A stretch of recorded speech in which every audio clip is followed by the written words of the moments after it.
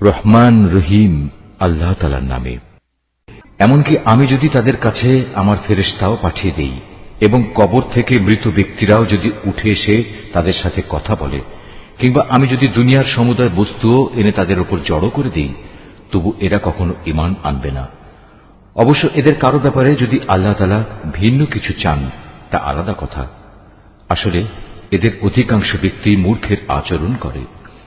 আমি এভাবেই প্রত্যেক নবীর জন্য যুগে যুগে কিছু কিছু দুশমন বানিয়ে রেখেছি মানুষের মধ্যে থেকে, কিছু আবার জিনদের মাঝ থেকে, যারা প্রতারণা করার উদ্দেশ্যে একে অন্যকে চমকপ্রদ কথা বলে। তোমার মালিক চাইলে তারা অবশ্য এটা করতে পারত না, অতএব তুমি তাদের ছেড়ে দাও। তারা যা পারে মিথ্যা রচনা করে বেড়াক। যারা শেষ বিচারের দিনের উপর ঈমান রাখে না, তাদের মন এর ফলে শয়তানের প্রতি অনুরাগী হয়ে পড়ে, যাতে করে তারা তার ব্যাপারে সন্তুষ্ট থাকতে পারে।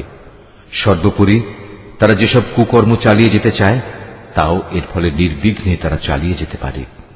তুমি বলো, আমি কি আল্লাহ তাআলা ছাড়া অন্য কোন ফয়সালাকারী সন্ধান করব? অথচ তিনিই হচ্ছেন সেই মহান সত্তা, যিনি তোমাদের কাছে তাঁর কেতাব সবিস্তার নাজিল করেছেন। আগে যাদের আমি আমার কেতাব দান করেছিলাম তারা জানে তোমার মালিকের পক্ষ থেকে সত্যবাণী নিয়েই এটা আল কোরআন নাজিল করা হয়েছে। অতএব তুমি কখনো সন্দিহানদের অন্তর্ভুক্ত হও না। ন্যায় ও ইনসাফের আলোকে তোমার মালিকের কথাগুলো পরিপূর্ণ এবং তাঁর এ কথা পরিবর্তন করার কেউ নেই। তিনি সর্বশ্রোতা সর্বজ্ঞ। হে মুহাম্মদ, দুনিয়ার অধিকাংশ মানুষের কথা যদি তুমি মেনে চলো, তাহলে তারা তোমাকে আল্লাহ তাআলার পথ থেকে বিচ্যুত করে ছাড়বে, কেননা এরা নিছক অনুমানের উপর ভিত্তি করেই চলে। অধিকাংশ ব্যাপারে এরা মিথ্যা কথা ছড়ায়।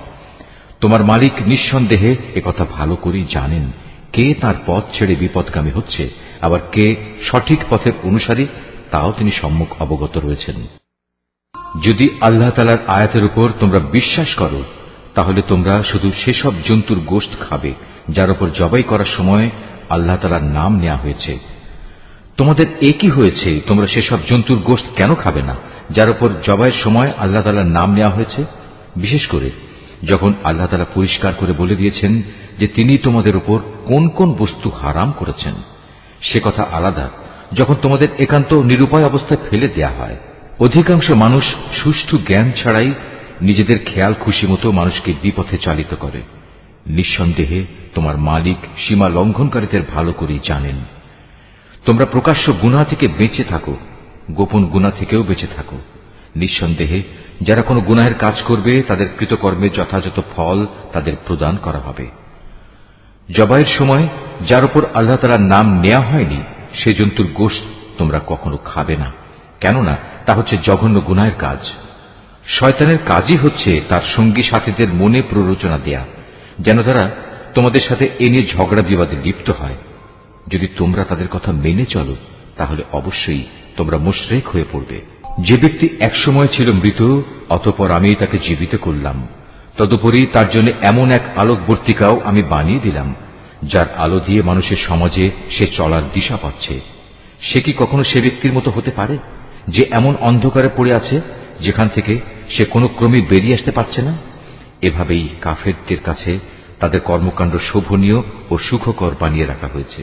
এভাবে আমি প্রত্যেক জনপদে তার কিছু কিছু বড় অপরাধী নিযুক্ত করে রেখেছি, যেন তারা সেখানে অন্যদের ধোঁকা দিতে পারে। আসলে এসব কিছুর মাধ্যমে তারা তাদের নিজেদেরই প্রতারিত করছে, অথচ তারা নিজেরা একথাটা মোটেই উপলব্ধি করতে পারছে না। তাদের কাছে যখনই আল্লাহর পক্ষ থেকে কোনো আয়াত আসে তখন তারা বলে ওঠে, আমরা এর উপর কখনো ঈমান আনব না যতক্ষণ না আমাদেরও তাই দেয়া হয় যা আল্লাহ রাসূলদের দেয়া হয়েছে। আল্লাহ তাআলা ভালো করেই জানেন তার নবুয়ত তিনি কোথায় রাখবেন। যারা এ অপরাধ করেছে তারা অচিরেই আল্লাহর পক্ষ থেকে অপমান ও কঠিন আযাবের সম্মুখীন হবে। আল্লাহ তাআলা কাউকে সৎ পথে পরিচালিত করতে চাইলে তিনি তার হৃদয় ইসলামের জন্য খুলে দেন, আবার যাকে তিনি বিপদগামী করতে চান তার হৃদয় অতিশয় সংকীর্ণ করে দেন। তার ইসলামের অনুসরণ হয় এমন যেন কোনো একজন ব্যক্তি আকাশে চড়তে চাইছে, আর যারা আল্লাহর উপর বিশ্বাস করে না আল্লাহ তাআলা এভাবেই তাদের উপর অপমানজনক এক লাঞ্ছনা ও নাপাকি ছেয়ে দেন। মূলত এটিই হচ্ছে তোমার মালিকের দেখানো সহজ সরল পথ। আমি অবশ্যই আমার আয়াতসমূহ উপদেশ গ্রহণে আগ্রহী সম্প্রদায়ের জন্য বিশদভাবে বর্ণনা করেছি। তাদের মালিকের কাছে রয়েছে তাদের জন্য শান্তির এক সুন্দর নিবাস। আল্লাহ তাআলাই তাদের অভিভাবক। দুনিয়ায় তারা যা করত এটা হচ্ছে তারই বিনিময়। স্মরণ করো যেদিন আল্লাহ তাআলা সবাইকে একত্রিত করবেন, তখন তিনি শয়তানরূপী জিনদের বলবেন, হে জিন সম্প্রদায়, তোমরা তো বিভিন্ন সময় অনেক মানুষকে গোমরা করেছ। এ সময় মানুষের ভেতর থেকে যারা তাদের বন্ধু তারা বলবে, হে আমাদের মালিক, আমরা এক একজনকে ব্যবহার করে দুনিয়ার জীবনে প্রচুর লাভ কামিয়েছি, আর এভাবেই আমরা চূড়ান্ত সময়ে এসে হাজির হয়েছি যা তুমি আমাদের জন্য নির্দিষ্ট করে রেখেছিলে। আল্লাহ তাআলা বলবেন, হ্যাঁ, আজ তোমাদের সে গুমরাহির জন্য তোমাদের ঠিকানা হচ্ছে জাহান্নামের আগুন, সেখানে তোমরা চিরকাল থাকবে। অবশ্য যাদের আল্লাহ তাআলা আযাব থেকে বাঁচিয়ে দিতে চাইবেন তাদের কথা আলাদা। তোমার মালিক অবশ্যই প্রজ্ঞাময় ও সম্যক অবহিত। আমি এভাবে একদল জালেমকে তাদেরই অন্যায় কার্যকলাপের দরুন আর একদল জালেমের উপর ক্ষমতাবান করে দেই। আল্লাহ তাআলা সেদিন আরো বলবেন, হে জিন ও মানুষ সম্প্রদায়, বলো, তোমাদের কাছে কি তোমাদেরই মধ্যে থেকে আমার এমন এমন সব রসুল আসেনি যারা আমার আয়াতগুলো তোমাদের কাছে বর্ণনা করত? উপরন্তু যারা তোমাদের ভয় দেখাত যে তোমাদের আজকের এ দিনের সম্মুখীন হতে হবে? সেদিন ওরা বলবে, হ্যাঁ, এসেছিল, তবে আজ আমরা আমাদের নিজেদের বিরুদ্ধেই সাক্ষ্য দিচ্ছি। মূলত দুনিয়ার জীবন এদের প্রতারিত করে রেখেছিল। তারা নিজেদের বিরুদ্ধেই একথা সাক্ষ্য দেবে যে তারা আসলেই কাফের ছিল।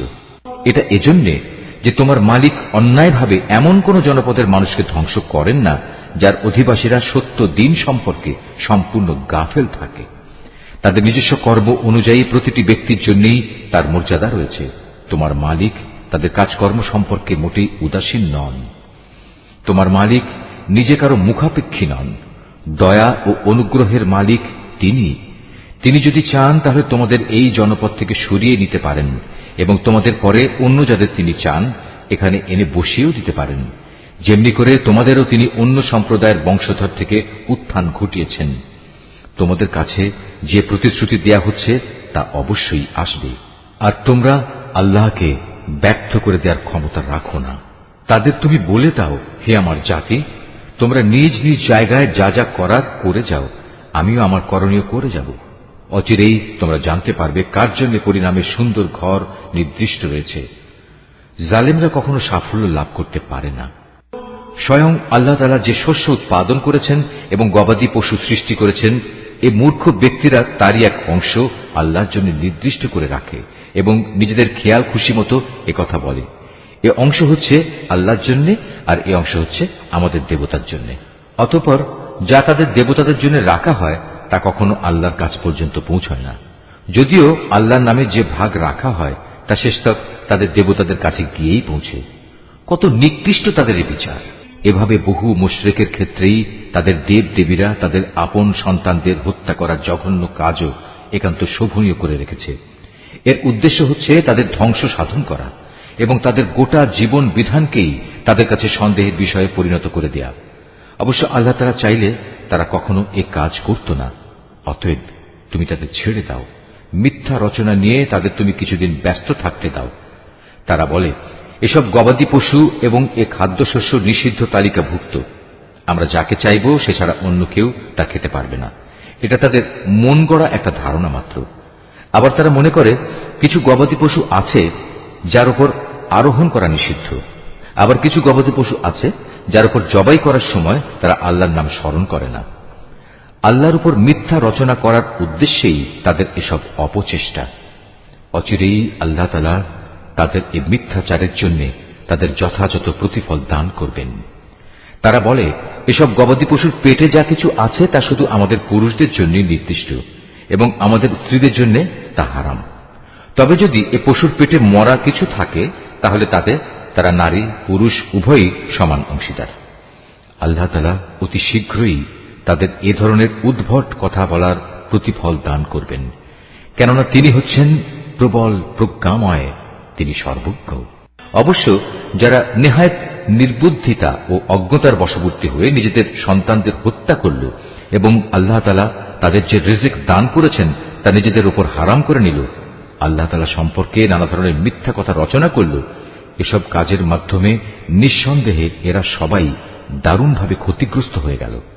এরা কখনো সৎ পথের অনুসারীদের দলভুক্ত ছিল না।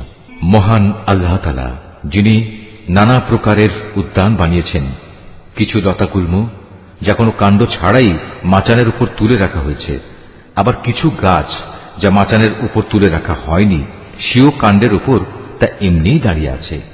তিনি আরো সৃষ্টি করেছেন খেজুর গাছ এবং বিভিন্ন স্বাদ ও প্রকার বিশিষ্ট খাদ্যশস্য ও আনার।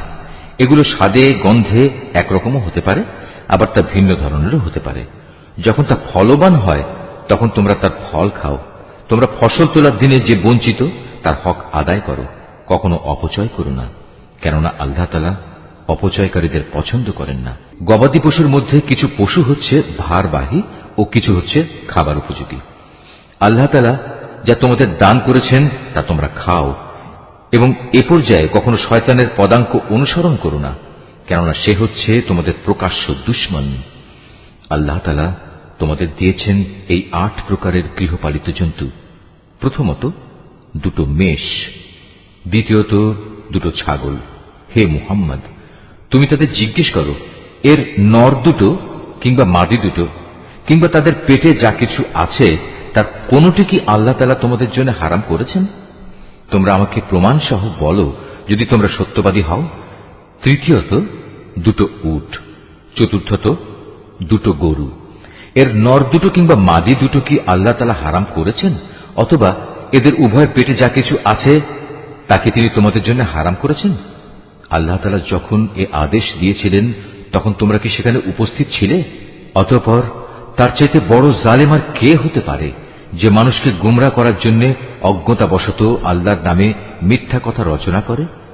নিশ্চয়ই আল্লাহ তাআলা সীমা লঙ্ঘনকারী সম্প্রদায়কে সঠিক পথে পরিচালিত করেন না। হে মুহাম্মদ, তুমি এদের বলো, আমার কাছে যে ওহী পাঠানো হয়েছে তাতে একজন ভোজনকারী মানুষ সাধারণত যা খেতে পারে তার মধ্যে এমন কোন জিনিস তো আমি পাচ্ছি না যা হারাম করা হয়েছে। হ্যাঁ, তা যদি মরা জন্তু, প্রবাহিত রক্ত এবং শুয়োরের গোশত হয় তাহলে তা অবশ্যই হারাম, কেননা এসব হচ্ছে নাপাক। অথবা এমন এক অবৈধ জন্তু যা আল্লাহ ছাড়া অন্য কারো নামে জবাই করা হয়েছে। তবে যদি কাউকে নাফরমানি এবং সীমা লঙ্ঘনজনিত অবস্থা বেঁধে রেখে এর কোন একটি জিনিস খেতে বাধ্য করা হয়, তাহলে তার ক্ষেত্রে তোমার মালিক অবশ্যই ক্ষমাশীল ও পরম দয়ালু। আর আমি ইহুদিদের জন্য নখযুক্ত সব পশুই হারাম করে দিয়েছি। গরু এবং ছাগলের চর্বিও আমি তাদের জন্য হারাম করেছি। তবে জন্তুর চর্বির যা কিছু পিঠ, আঁত কিংবা হাড়ের সাথে জড়ানো থাকে তা হারাম নয়। এভাবেই এগুলো হারাম করে আমি তাদের অবাধ্যতার শাস্তি দিয়েছিলাম। নিঃসন্দেহে আমি সত্যবাদী। এরপরেও যদি তারা তোমাকে মিথ্যাবাদী বলে তাহলে তুমি বলো, অবশ্যই তোমাদের মালিক এক বিশাল দয়ার আধার। তবে অপরাধীদের উপর থেকে তাঁর শাস্তি কেউই ফেরাতে পারবে না। অচিরেই এ মুশরিক লোকগুলো বলতে শুরু করবে, যদি আল্লাহ তাআলা চাইতেন তাহলে আমরা ও আমাদের পূর্বপুরুষরা তো শিরক করতাম না, আর এভাবে আমরা কোনো জিনিসও নিজেদের উপর হারাম করে নিতাম না। তুমি তাদের বলো, এর আগেও অনেকে এভাবে আল্লাহর আয়াতকে অস্বীকার করেছে, অবশেষে তারা আমার শাস্তির স্বাদ ভোগ করেছে। তুমি তাদের জিজ্ঞেস করো, তোমাদের কাছে কি সত্যি এমন কোন জ্ঞান মজুদ আছে? থাকলে অতঃপর তা বের করে আমার কাছে নিয়ে এসো। তোমরা তো কল্পনার উপর নির্ভর করে কথা বলো এবং হামেশাই মিথ্যার অনুসরণ করো। তুমি আরো বলো, সবকিছুর চূড়ান্ত প্রমাণ তো আল্লাহ তাআলার কাছেই রয়েছে। তিনি যদি চাইতেন তাহলে তিনি তোমাদের সবাইকেই সৎ পথে পরিচালিত করে দিতেন। হে মুহাম্মদ, তুমি বলো, যাও তোমাদের সেসব সাক্ষী নিয়ে এসো যারা একথা সাক্ষ্য দেবে যে আল্লাহ তাআলাই এসব জিনিস তোমাদের উপর হারাম করেছেন। তাদের মধ্যে কিছু সাক্ষী যদি সাক্ষ্য দেয়ও তবু তুমি তাদের সাথে কোনো সাক্ষ্য দিও না। যারা আমার আয়াতকে অস্বীকার করেছে, যারা পরকালের উপর ঈমান আনেনি, উপরন্তু যারা অন্য কিছুকে তাদের মালিকের সমকক্ষ মনে করে, তাদের তুমি কখনো অনুসরণ করো না। হে মুহাম্মদ, তুমি বলো, এসো আমি বরং তোমাদের বলে দেই তোমাদের মালিক কোন কোন জিনিস তোমাদের জন্য হারাম করেছেন। সেই জিনিসগুলো হচ্ছে, তোমরা তাঁর সাথে অন্য কিছুকে শরীক করবে না, পিতামাতার সাথে ভালো ব্যবহার করবে, দারিদ্র্যের আশঙ্কায় কখনো নিজেদের সন্তানকে হত্যা করবে না, কেননা আমি তোমাদের ও তাদের উভয়েরই আহার যোগাই, প্রকাশ্যে হোক কিংবা গোপনে হোক। তোমরা অশ্লীলতার কাছেও যাবে না। আল্লাহ তাআলা যে জীবনকে তোমাদের জন্য মর্যাদাবান করেছেন তাকে কখনো যথার্থ কারণ ব্যতি রেখে হত্যা করো না। এ হচ্ছে কতিপয় নির্দেশ। আল্লাহ তাআলা এর মাধ্যমে তোমাদের আদেশ দিয়েছেন, এগুলো যেন তোমরা মেনে চলো।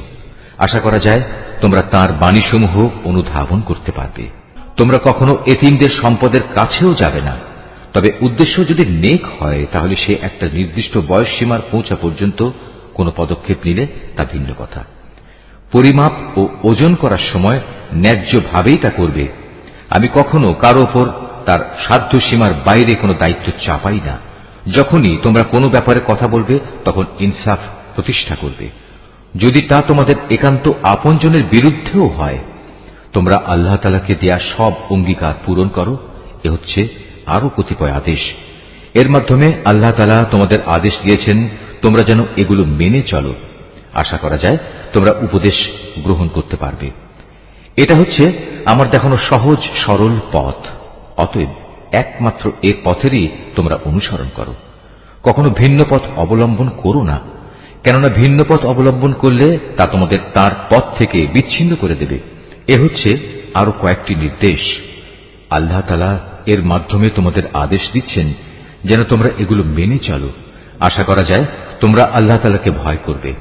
অতঃপর আমি মূসাকে হেদায়েত সম্বলিত কিতাব দান করেছিলাম। তা ছিল পরিপূর্ণ এবং বিশদ হেদায়েত ও রহমত, যাতে করে বনি ইসরাইল সম্প্রদায়ের লোকেরা একথার উপর বিশ্বাস স্থাপন করে যে একদিন তাদের সবাইকে তাদের মালিকের সমীপে হাজির হতে হবে।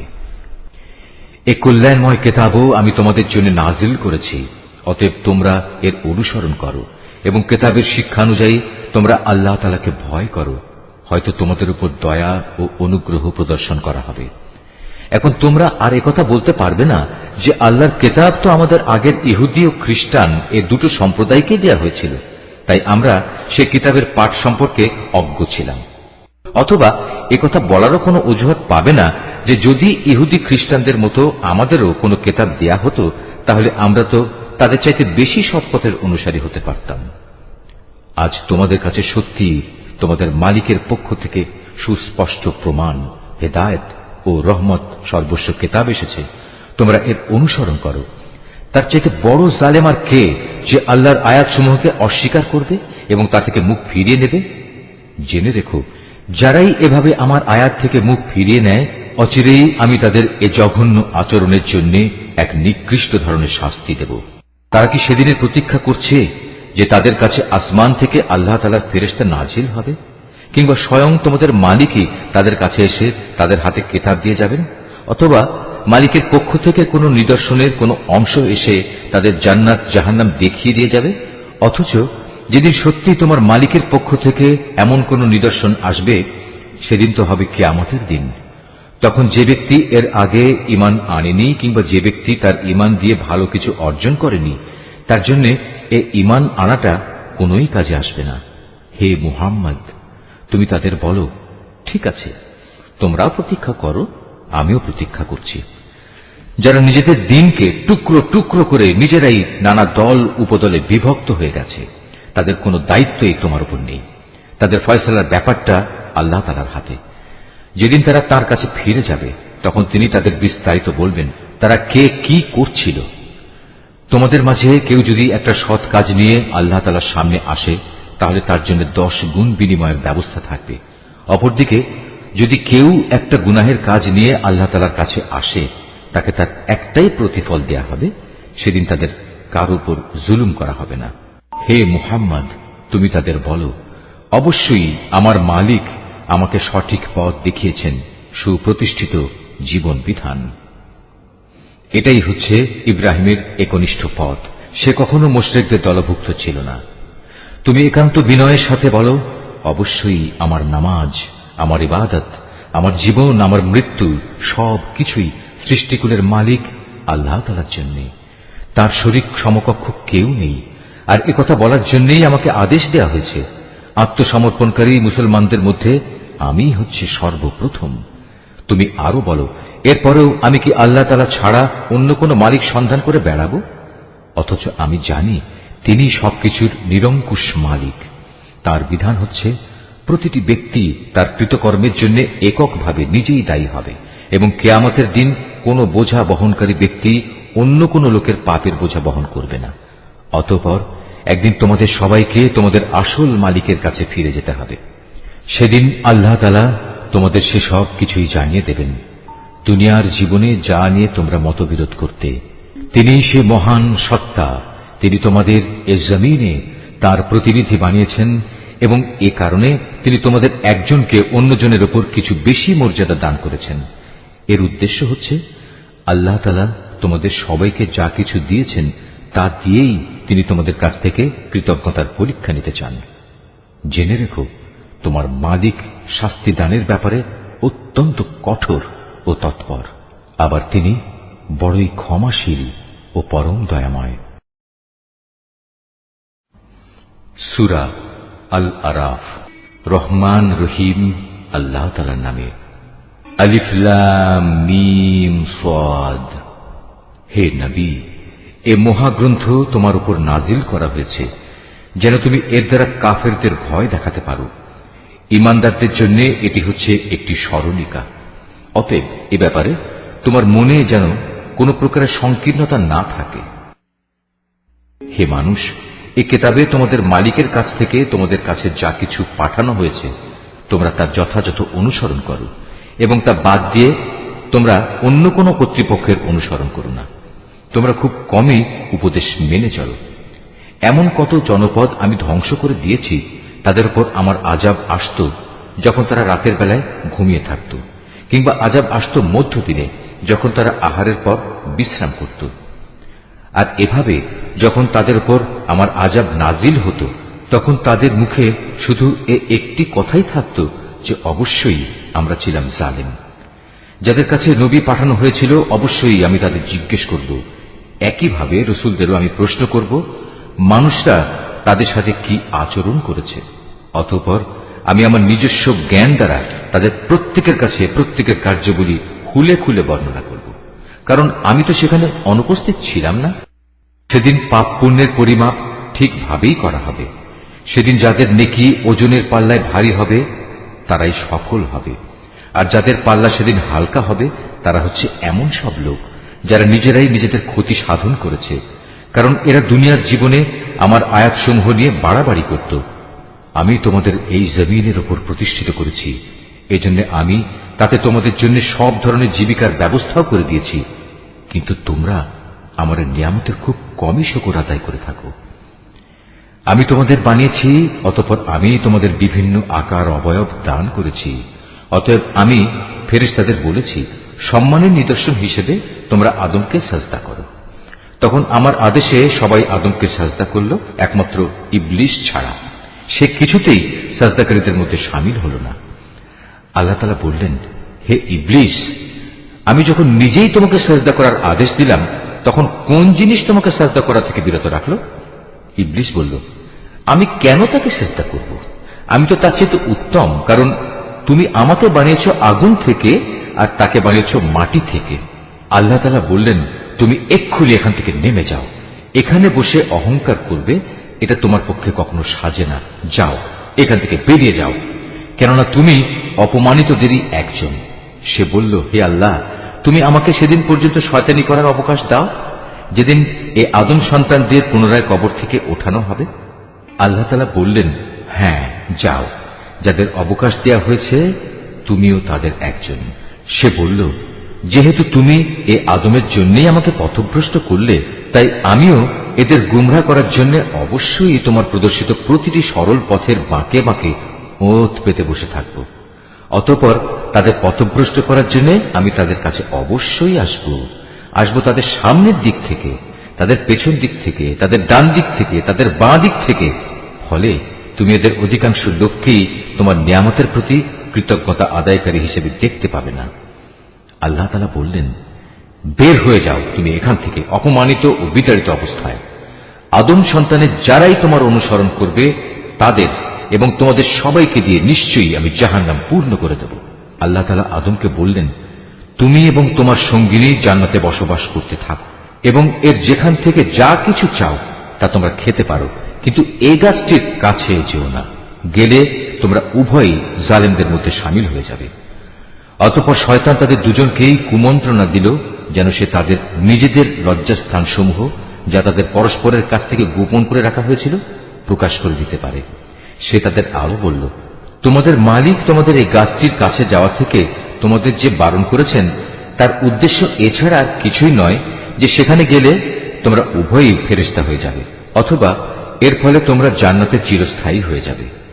সে তাদের কাছে কসম করে বলল, আমি অবশ্যই তোমাদের উভয়ের জন্য তোমাদের হিতাকাঙ্ক্ষীদের একজন। এভাবে সে এদের দুজনকেই প্রতারণার জালে আটকে ফেলল। অতঃপর এক সময় যখন তারা উভয়ই সে গাছ ও তার ফল আস্বাদন করল, তখন তাদের লজ্জাস্থানসমূহ তাদের উভয়ের সামনে খুলে গেল। সাথে সাথে তারা জান্নাতের বিভিন্ন লতাপাতা নিজেদের উপর জড়িয়ে নিজেদের গোপন স্থানসমূহ ঢাকতে শুরু করল। তাদের মালিক তখন তাদের ডাক দিয়ে বললেন, আমি কি তোমাদের উভয়কে এই গাছটির কাছে যাওয়া থেকে নিষেধ করিনি, এবং আমি কি তোমাদের একথা বলে দেইনি যে শয়তান হচ্ছে তোমাদের উভয়ের প্রকাশ্য দুশমন? নিজেদের ভুল বুঝতে পেরে তারা দুজনেই বলে উঠল, হে আমাদের মালিক, আমরা আমাদের নিজেদের উপর জুলুম করেছি। তুমি যদি আমাদের মাফ না করো তাহলে অবশ্যই আমরা চরম ক্ষতিগ্রস্তদের দলে সামিল হয়ে যাব। আল্লাহ তাআলা বললেন, এবার তোমরা সবাই এখান থেকে নেমে যাও। আজ থেকে তোমরা ও শয়তান চিরদিনের জন্য একে অপরের দুশমন। সুনির্দিষ্ট সময় পর্যন্ত পৃথিবীতে থাকার উদ্দেশ্যে তোমাদের জন্য সেখানে বসবাসের জায়গা ও জীবন সামগ্রীর ব্যবস্থা থাকবে। আল্লাহ তাআলা আরো বললেন, তোমরা সেখানেই জীবন যাপন করবে, সেখানেই তোমরা মৃত্যুবরণ করবে, এবং সেখান থেকেই তোমাদের পুনরায় বের করে আনা হবে। হে আদম সন্তানরা, আমি তোমাদের উপর পোশাক সংক্রান্ত বিধান পাঠিয়েছি, যাতে করে এর দ্বারা তোমরা তোমাদের গোপন স্থানসমূহ ঢেকে রাখতে পারো এবং নিজেদের সৌন্দর্যও ফুটিয়ে তুলতে পারো। তবে আসল পোশাক হচ্ছে কিন্তু তাকওয়ার, আল্লাহর ভয় জাগ্রতকারী পোশাক। আর এটা হচ্ছে উত্তম পোশাক, এবং এটা আল্লাহর নিদর্শনসমূহেরও একটি অংশ। এর উদ্দেশ্য হচ্ছে যাতে করে মানুষরা এর থেকে শিক্ষা গ্রহণ করতে পারে। হে আদমের সন্তানরা, শয়তান যেভাবে তোমাদের পিতামাতাকে জান্নাত থেকে বের করে দিয়েছে, তেমনি করে তোমাদেরও সে যেন প্রতারিত করতে না পারে। শয়তান তাদের উভয়ের দেহ থেকে তাদের পোশাক খুলে ফেলেছিল, যাতে করে তাদের উভয়ের গোপন স্থানসমূহ উভয়ের কাছে উন্মুক্ত হয়ে পড়ে। মূলত সে নিজে এবং তার সঙ্গী সাথীরা তোমাদের এমন সব স্থান থেকে দেখতে পায় যেখান থেকে তোমরা তাদের দেখতে পাও না।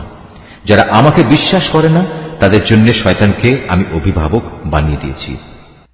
এদের অবস্থা হচ্ছে, তারা যখন কোনো অশ্লীল আচরণ করে তখন তারা বলে, আমরা আমাদের পূর্বপুরুষদেরও এর উপর পেয়েছি, স্বয়ং আল্লাহ তাআলাই আমাদের এর নির্দেশ দিয়েছেন। হে নবী, তুমি বলো, আল্লাহ তাআলা কখনো অশ্লীল কিছুর হুকুম দেন না। তোমরা কি আল্লাহ তাআলা সম্পর্কে এমন কিছু বলছো যার ব্যাপারে তোমরা কিছুই জানো না? তুমি আরো বলো, আমার মালিক তো শুধু ন্যায় ইনসাফের আদেশ দিচ্ছেন। তার আদেশ হচ্ছে প্রতিটি ইবাদতেই তোমরা তোমাদের লক্ষ্য স্থির রাখবে, তাকেই তোমরা ডাকো, জীবন বিধান একান্তভাবে তার জন্যই খালেস করে। যেভাবে তিনি তোমাদের প্রথম সৃষ্টি করেছেন সেভাবেই তোমাদের আবার সৃষ্টি করা হবে। অতঃপর একদল লোককে তিনি সঠিক পথ দেখিয়েছেন, আর দ্বিতীয় দলটির উপর গুমরাহি ও বিদ্রোহ ভালোভাবেই চেপে বসেছে। এরাই পরবর্তী পর্যায়ে আল্লাহ তাআলাকে বাদ দিয়ে শয়তানদের নিজেদের অভিভাবক বানিয়ে নিয়েছে। এ সত্ত্বেও তারা নিজেদের সঠিক পথের উপর মনে করে। হে আদম সন্তানরা, তোমরা প্রতিটি ইবাদতের সময়ই তোমাদের সৌন্দর্য মণ্ডিত পোশাক গ্রহণ করো, তোমরা খাও এবং পান করো, তবে কোনো অবস্থাতেই অপচয় করো না, কেননা আল্লাহ তাআলা অপচয়কারীদের কখনো পছন্দ করেন না। হে নবী, তুমি বলো, আল্লাহ তাআলার দয়া সৌন্দর্য মণ্ডিত পোশাক এবং পাক পবিত্র জিনিস খাবার খাওয়া তোমাদের জন্য কে হারাম করেছে? এগুলো তো আল্লাহ তাআলা স্বয়ং নিজেই তার বান্দাদের জন্য বের করে এনেছেন।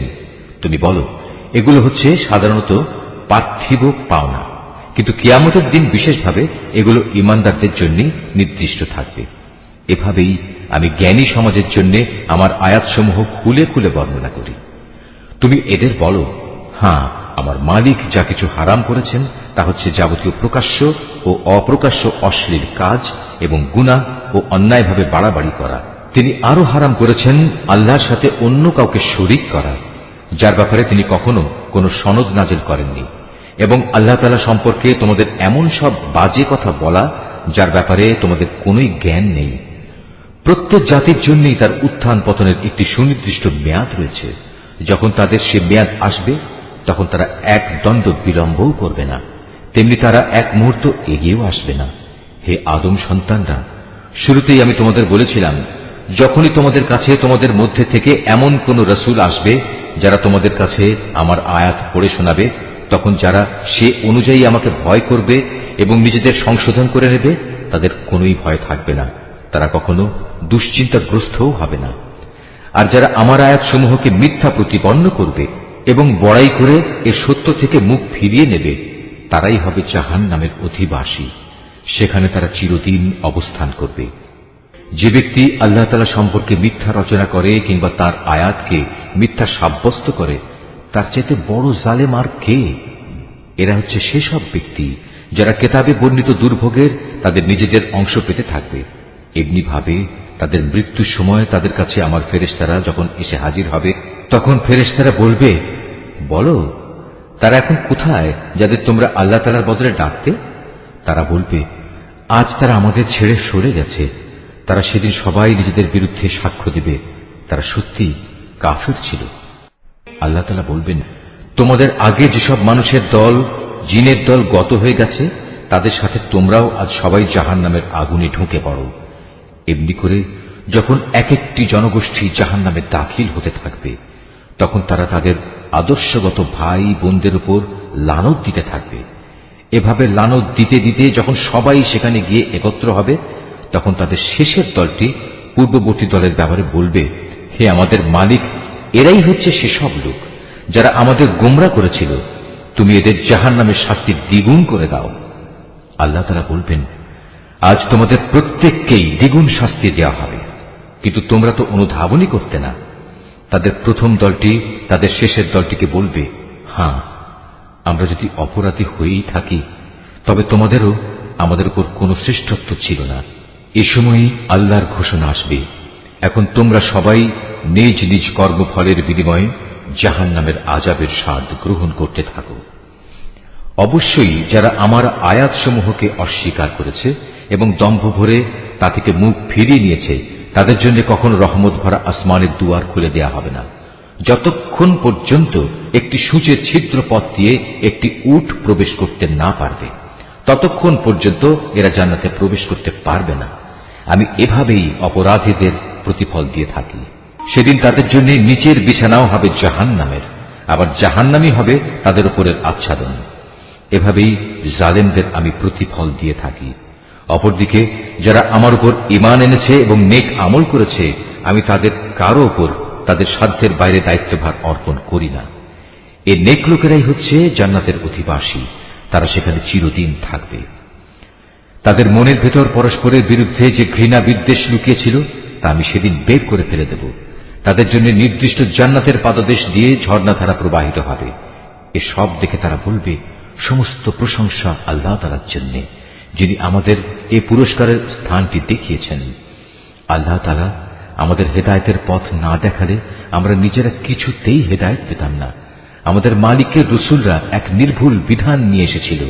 এ সময় তাদের জন্য ঘোষণা দেয়া হবে, আজ তোমাদের এক মহান জান্নাতের মালিক করে দেয়া হলো, আর এটা হচ্ছে সেসব কার্যক্রমের প্রতিফল যা তোমরা দুনিয়ার জীবনে করে এসেছ।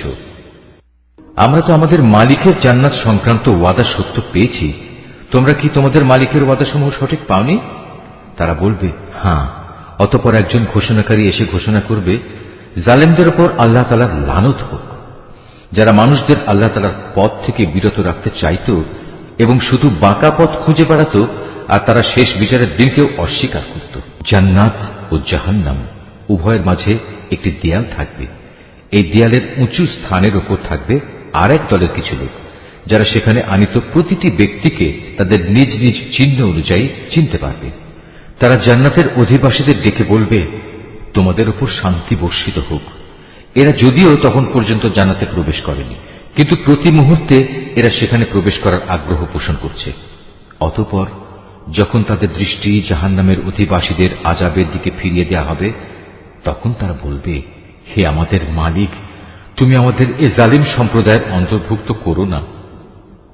অতঃপর পার্থক্য নির্ণয়কারী সে দেয়ালের উঁচু স্থানে অবস্থানকারী ব্যক্তিরা জাহান্নামের কিছু লোককে, যাদের তারা কোনো বিশেষ লক্ষণের ফলে চিনতে পারবে, ডেকে বলবে, তোমাদের দলবল কোনোটাই তো আজ কাজে এলো না, না কাজে এলো তোমাদের অহংকার যা তোমরা করতে।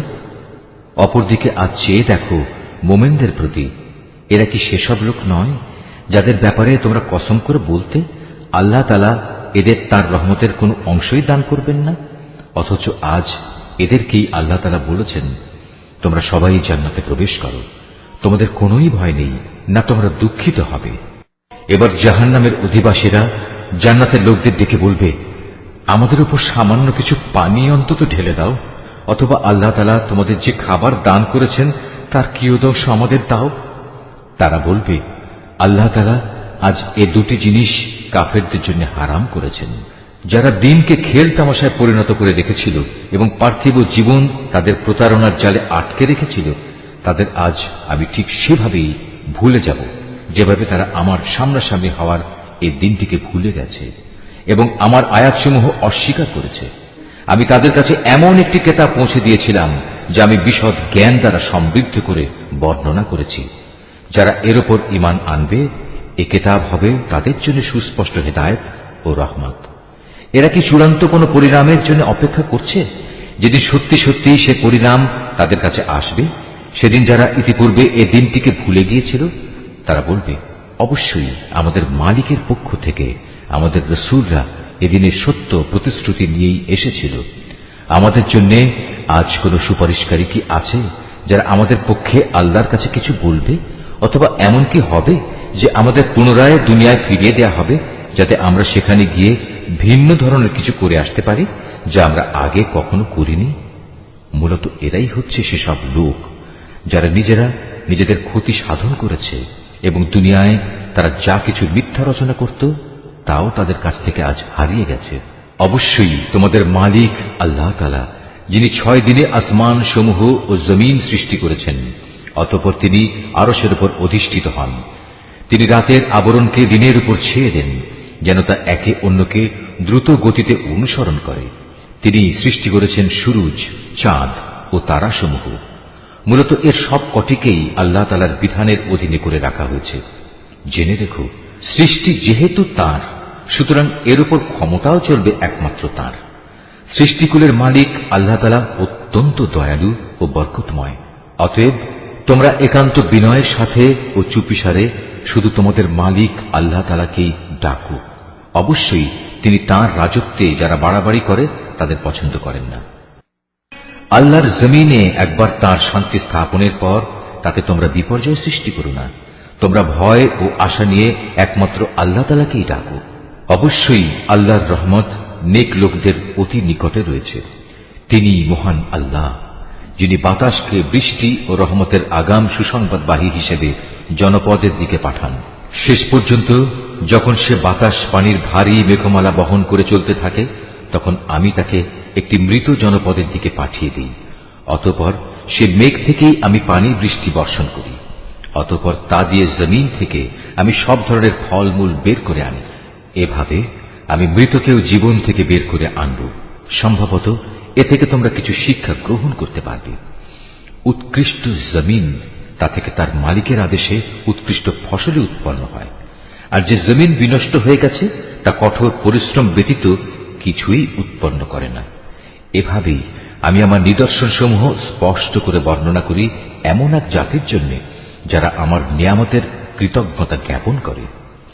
আমি নূহকে তার জাতির কাছে পাঠিয়েছি। অতঃপর সে তাদের বলল, হে আমার জাতির লোকেরা, তোমরা আল্লাহ তাআলার দাসত্ব কবুল করো। তিনি ছাড়া তোমাদের আর কোনো মাবুদ নেই। আমি তোমাদের উপর এক কঠিন দিনের আযাবের আশঙ্কা করছি। তার জাতির নেতারা বলল, হে নূহ, আমরা দেখতে পাচ্ছি তুমি এক সুস্পষ্ট গুমরাহিতে নিমজ্জিত রয়েছ। সে বলল, হে আমার সম্প্রদায়ের লোকেরা, আমার মধ্যে কোনোই গুমরাহি নেই। আমি তো হচ্ছি সৃষ্টিকুলের মালিক আল্লাহর পক্ষ থেকে আসা একজন রাসূল। আমার কাজ হচ্ছে আমি আমার মালিকের বাণীসমূহ তোমাদের কাছে পৌঁছে দেব এবং সে মতে তোমাদের শুভ কামনা করব। আখিরাত সম্পর্কে আমি আল্লাহ তাআলার কাছ থেকে এমন কিছু কথা জানি যা তোমরা জানো না। তোমরা কি এতে আশ্চর্যান্বিত হচ্ছ যে তোমাদের উপর তোমাদেরই মতো একজন মানুষের মাধ্যমে আল্লাহ তাআলার বাণী এসেছে, যাতে করে সে তোমাদের আযাব সম্পর্কে সতর্ক করে দিতে পারে? ফলে তোমরা সময় থাকতে সাবধান হবে এবং আশা করা যায় এতে করে তোমাদের উপর দয়া করা হবে। অতঃপর তারা তাকে মিথ্যা প্রতিপন্ন করল। আমি তাকে এবং তার সাথে যারা নৌকায় আরোহণ করেছিল তাদের সবাইকে আযাব থেকে উদ্ধার করেছি। আর যারা আমার আযাব সমূহকে মিথ্যা বলেছে তাদের আমি পানিতে ডুবিয়ে দিয়েছি। এরা ছিল গোঁড়া অন্ধ। আমি আদ জাতির কাছে পাঠিয়েছিলাম তাদেরই এক ভাই হুদকে। সে তাদের বলল, হে আমার জাতি, তোমরা এক আল্লাহ তাআলার দাসত্ব স্বীকার করো, তিনি ছাড়া তোমাদের দ্বিতীয় কোনো ইলাহ নেই। তোমরা কি তাকে ভয় করবে না? তার জাতির সর্দাররা যারা তাকে অস্বীকার করেছে তারা বলল, আমরা তো দেখছি তুমি নির্বুদ্ধিতায় লিপ্ত আছো এবং আমরা মনে করি তুমি মিথ্যাবাদীদেরই একজন। সে বলল, হে আমার সম্প্রদায়ের লোকেরা, আমার সাথে কোন রকম নির্বুদ্ধিতা জড়িত নেই, বরং আমি হচ্ছি সৃষ্টিকুলের মালিক আল্লাহ তাআলার পক্ষ থেকে আগত একজন রাসূল। আমার দায়িত্ব হচ্ছে আমি আমার মালিকের কাছ থেকে আসা বাণীসমূহ তোমাদের কাছে পৌঁছে দেব। আমি তোমাদের একজন বিশ্বস্ত শুভাকাঙ্ক্ষী। তোমরা কি এটা দেখে বিস্মিত হচ্ছ যে তোমাদের কাছে তোমাদেরই মতো একজন মানুষের মাধ্যমে তোমাদের মালিকের কাছ থেকে তোমাদের আযাবের ভয় দেখানোর জন্য সুস্পষ্ট বাণী এসেছে? স্মরণ করো কিভাবে আল্লাহ তাআলা তোমাদের নূহের পর এই জমিনের খলিফা বানিয়েছেন এবং অন্যান্য সৃষ্টির চাইতে তিনি তোমাদের বেশি ক্ষমতা দান করেছেন। অতএব হে আমার জাতি, তোমরা আল্লাহ তাআলার অনুগ্রহগুলো স্মরণ করো। আশা করা যায় তোমরা সাফল্য অর্জন করতে পারবে। তারা হুদকে বলল, তুমি কি আমাদের কাছে এজন্য এসেছো যে আমরা কেবল এক আল্লাহর ইবাদত করব এবং আমাদের পূর্বপুরুষরা যাদের বন্দেগী করেছে তাদের একেবারে বাদ দিয়ে দেব? এটাই যদি হয় তাহলে নিয়ে এসো আমাদের কাছে সে আযাব যার ব্যাপারে তুমি আমাদের এত ভয় দেখাচ্ছ, যদি তুমি সত্যবাদী হও। সে বলল, তোমাদের উপর তোমাদের মালিকের পক্ষ থেকে আযাব ও ক্রোধ তো নির্ধারিত হয়েই আছে। তোমরা কি আমার সাথে সে মিথ্যা মাবুদের নামগুলোর ব্যাপারে বিতর্কে লিপ্ত হতে চাও যা তোমরা এবং তোমাদের বাপ দাদারা এমনি এমনি রেখে দিয়েছ, যার ব্যাপারে আল্লাহ তাআলা কোন রকম সনদ নাজিল করেননি? অতএব তোমরা অপেক্ষা করো, আমিও তোমাদের সাথে অপেক্ষা করতে থাকব। অতঃপর যখন আযাব এলো তখন আমি তাকে এবং তার সাথে যেসব ঈমানদার ব্যক্তি ছিল তাদের আমার রহমত দ্বারা আযাব থেকে বাঁচিয়ে দিলাম। আর যারা আমার আয়াতসমূহকে অস্বীকার করেছে আমি তাদের নির্মূল করে দিলাম। এরা তো আসলে ঈমানদারই ছিল না। সামুদ জাতির কাছে আমি পাঠিয়েছিলাম তাদেরই এক ভাই সালেহকে। সে এসে বলল, হে আমার জাতি, তোমরা এক আল্লাহ তাআলার বন্দেগী করো, তিনি ছাড়া তোমাদের আর কোনো ইলাহ নেই। তোমাদের কাছে তোমাদের মালিকের কাছ থেকে সুস্পষ্ট প্রমাণ এসে হাজির হয়েছে, আর তোমাদের জন্য এ হচ্ছে আল্লাহর উষ্ট্রি। একে তোমরা ছেড়ে দাও যেন তা আল্লাহ তাআলার জমিনে বিচরণ করে খেতে পারে। তোমরা তাকে কোনো খারাপ মতলবে স্পর্শ করো না, তাহলে আল্লাহর পক্ষ থেকে কঠোর আযাব এসে তোমাদের পাকড়াও করবে। স্মরণ করো যখন আল্লাহ তাআলা আদ জাতির পর তোমাদের দুনিয়ার খলিফা বানিয়েছিলেন এবং আল্লাহ তাআলার জমিনে তিনি তোমাদের প্রতিষ্ঠা দান করেছেন, যার ফলে তোমরা এর সমতল ভূমি থেকে মাটি নিয়ে তা দিয়ে প্রাসাদ বানাচ্ছ আর পাহাড়ের গা কেটে কেটে নিজেদের ঘরবাড়ি তৈরি করতে পারছ। অতএব তোমরা আল্লাহ তাআলার এসব জ্ঞান ও প্রকৌশল সংক্রান্ত নিয়ামত স্মরণ করো এবং কোনো অবস্থায় আল্লাহ তাআলার জমিনে বিপর্যয় ঘটিও না। তার জাতির সেসব নেতৃস্থানীয় লোক যারা নিজেদের গৌরবের বড়াই করে বেড়াত, অপেক্ষাকৃত দুর্বল শ্রেণীর লোকদের যারা তাদের মধ্যে থেকে তার উপর ঈমান এনেছে, বলল, তোমরা কি সত্যি জানো সালেহ আল্লাহ তাআলার পাঠানো একজন রাসূল? তারা বলল, হ্যাঁ, তার উপর যে বাণী পাঠানো হয়েছে আমরা তা বিশ্বাস করি। অতঃপর সে অহংকারী লোকেরা বলল, তোমরা যা কিছুতে বিশ্বাস করো আমরা তা অস্বীকার করি। অতএব তারা উষ্ট্রিটিকে মেরে ফেলল এবং এর দ্বারা তারা তাদের মালিকের নির্দেশের স্পষ্ট বিরোধিতা করল এবং তারা বলল, হে সালেহ, আমরা তো উষ্ট্রিটিকে মেরে ফেললাম। যদি তুমি সত্যিই রাসূল হয়ে থাকো তাহলে সে আযাব নিয়ে এসো যার ওয়াদা তুমি আমাদের দিচ্ছ। অতঃপর এক প্রলয়ঙ্কারী ভূমিকম্প তাদের গ্রাস করে ফেলল, ফলে তারা নিজেদের ঘরেই মুখ থুবড়ে পড়ে রইল। অতঃপর সে তাদের কাছ থেকে অন্যদিকে চলে গেল এবং সে নিজের জাতিকে বলল, আমি আমার মালিকের সতর্ক বাণী তোমাদের কাছে পৌঁছে দিয়েছিলাম এবং তোমাদের জন্য কল্যাণও কামনা করেছিলাম, কিন্তু তোমরা তো কোনো কল্যাণকামীদের পছন্দই করো না। আমি লূতকেও পাঠিয়েছিলাম যখন সে তার জাতিকে বলেছিল, তোমরা এমন এক অশ্লীলতার কাজ করছো যা তোমাদের আগে সৃষ্টিকুলের আর কেউ কখনো করেনি। তোমরা যৌন তৃপ্তির জন্য নারীদের বাদ দিয়ে পুরুষদের কাছে যাও। আসলে তোমরা হচ্ছে এক সীমা লঙ্ঘনকারী জাতি। তার জাতির কাছে তখন একথা বলা ছাড়া আর কোনো জবাবই ছিল না যে সবাই মিলে তাদের তোমাদের জনপদ থেকে বের করে দাও, কেননা এরা হচ্ছে কতিপয় পাক পবিত্র মানুষ। অতঃপর যখন আমার আযাব এলো তখন আমি তাকে এবং তার পরিবার পরিজনকে উদ্ধার করলাম, তাদের স্ত্রীকে ছাড়া। সে আযাবে কবলিত হয়ে পেছনের লোকদের মধ্যে শামিল থেকে গেল। আমি তাদের উপর প্রচন্ড আযাবের বৃষ্টি বর্ষণ করতে থাকলাম। সুতরাং তুমি ভালো করে চেয়ে দেখো অপরাধী ব্যক্তিদের পরিণাম সেদিন কি ভয়াবহ হয়েছিল। আর মদিয়ানবাসীদের কাছে আমি পাঠিয়েছিলাম তাদেরই এক ভাই শোয়েবকে। সে তাদের বলল, হে আমার জাতি, তোমরা এক আল্লাহ তাআলার বন্দেগী করো, তিনি ছাড়া তোমাদের আর কোনো ইলাহ নেই। তোমাদের কাছে তোমাদের মালিকের পক্ষ থেকে সুস্পষ্ট নিদর্শন এসে গেছে, অতএব তোমরা সে মোতাবেক ঠিক ঠিক মতো পরিমাপ ও ওজন করবে। মানুষদের দেওয়ার সময় কখনো কম দিয়ে তাদের ক্ষতিগ্রস্ত করো না। আল্লাহ তাআলার এ জমিনে শান্তি ও সংস্কার স্থাপিত হওয়ার পর তাতে তোমরা পুনরায় বিপর্যয় সৃষ্টি করো না। তোমরা যদি আল্লাহ তাআলার উপর ঈমান আনো তাহলে এটাই তোমাদের জন্য কল্যাণকর। প্রতিটি রাস্তায় তোমরা এজন্য বসে থেকো না যে তোমরা লোকদের ভীত সন্ত্রস্ত করবে এবং যারা ঈমান এনেছে তাদের তোমরা আল্লাহ তাআলার পথ থেকে বিরত রাখবে আর সব সময় অহেতুক দোষ ত্রুটি খুঁজতে থাকবে। স্মরণ করে দেখো যখন তোমরা সংখ্যায় ছিলে নিতান্ত কম, অতঃপর আল্লাহ তোমাদের সংখ্যা বাড়িয়ে দিলেন। অতএব তোমরা পুনরায় চেয়ে দেখো বিপর্যয় সৃষ্টিকারীদের পরিণাম কি হয়েছিল। আমাকে যে বাণী দিয়ে পাঠানো হয়েছে তার উপর কোনো একটি জনগোষ্ঠী যদি ঈমান আনে আর একটি দল যদি তার উপর আদৌ ঈমান না আনে তাহলে আল্লাহর কি ক্ষতি হবে? অতঃপর তোমরা ধৈর্য ধারণ করো যতক্ষণ না আল্লাহ তাআলা নিজেই আমাদের মাঝে একটা ফয়সালা করে দেন। তিনিই হচ্ছেন উত্তম ফয়সালাকারী। নিশ্চয়ই আল্লাহ যা বলেছেন সত্য বলেছেন।